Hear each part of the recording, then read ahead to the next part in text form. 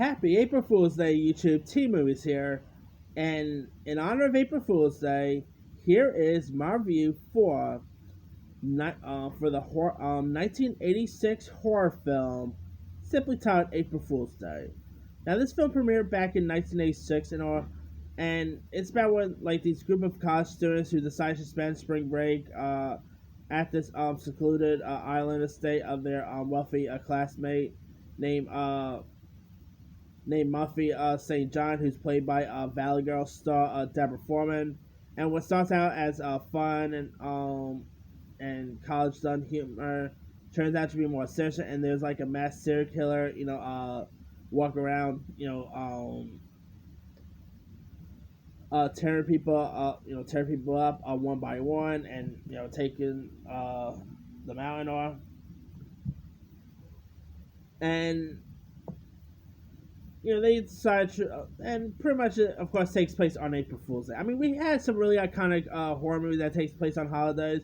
Obviously, the big one is Halloween.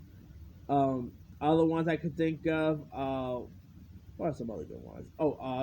We've had horror movies that takes place around Christmas. There's been horror films that took place, around around Easter, Mother's Day, but a horror film that takes place around April Fools is always a given. This is a bit of a cool, 80s slasher based film. It's really fun. It gets pretty bloody at times. I remember watching this one on TV when I first saw it, and I thought it was a really decent horror film worth checking out. I mean, the 80s had some really iconic slash movies there. Of course, we had Friday the 13th. But there are some unknown slash movies that most people never really heard of. And April Fool's Day is definitely one of them. The kills are really cool. The kills are definitely well done. You also had some other interesting... and the cast, you had some really interesting cast here, too. You had Ken